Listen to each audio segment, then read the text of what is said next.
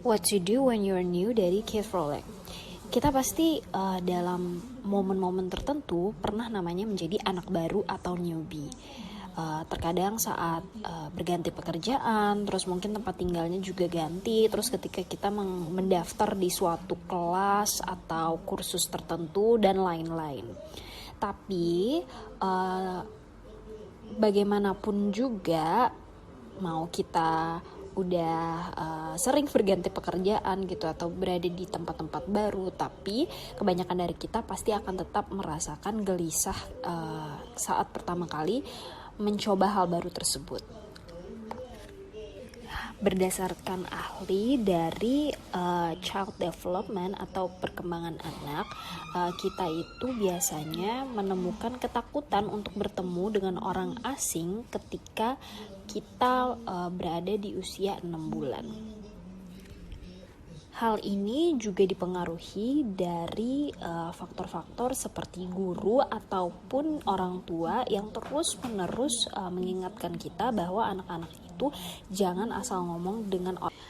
Hal pertama yang perlu dipelajari adalah mengatur mindset, di mana kita menjadikan situasi baru itu sebagai tempat berlatih supaya kita bisa melakukan praktik dan mendapatkan feedback yang lebih baik. Sebagai newcomer atau orang baru, skill pertama yang harus dikuasai adalah dengan dapat memperkenalkan diri secara tepat. Komunikasi sukses dan efektif itu diawali dari perkenalan yang tepat. Sebagai contoh, caranya adalah pada waktu yang tepat, sapalah mereka, kemudian beritahu nama, terus menceritakan siapa diri Anda dan kenapa Anda ingin memperkenalkan diri Anda. Dan jangan lupa agar untuk tidak terlalu banyak basa-basi dan tetap respect dengan lawan bicara. Lebih jauh, kalau misalnya perkenalan itu sudah selesai, bisa di follow up dengan obrolan yang lebih santai, yang mana akan membangun hubungan antar orang tersebut. Tujuan utamanya adalah untuk memperkenalkan satu sama lain. Apa hal-hal yang dimiliki atau ketertarikan yang dimiliki bersama. Namun apabila Anda merasa seperti stuck gitu dalam perbincangan atau agak bingung untuk lead the conversation gitu, maka Anda bisa menanyakan hal lain kepada lawan bicara. Kemudian ada hal yang bisa menjadi salah satu faktor untuk dapat berkenalan dengan orang, itu adalah untuk mempelajari bagaimana remembering names atau menghafal nama-nama orang untuk menunjukkan rasa hormat terhadap orang tersebut dan akan memberikan good impression saat bertemu kembali. Mengingat nama itu adalah satu hal yang sangat krusial dalam sebuah interaksi sosial. Kemudian selanjutnya adalah bagaimana untuk lebih nyaman, secara lebih cepat, dengan cara untuk mengatasi ketakutan-ketakutan dalam menanyakan pertanyaan-pertanyaan.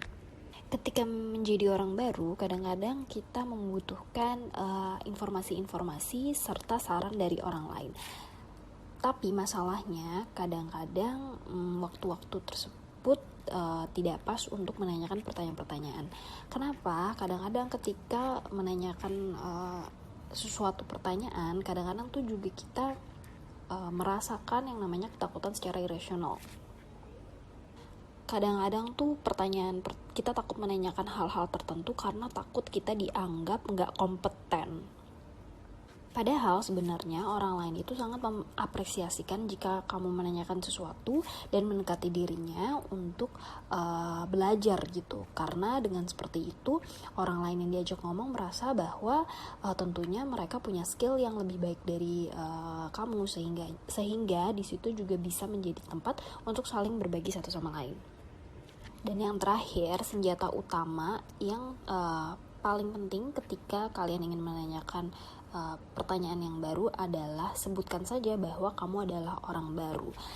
Jika kamu menyatakan hal ini, maka orang lain tuh akan cenderung lebih mau untuk membantu kamu, dan gak akan mikir kalau misalnya kamu bodoh.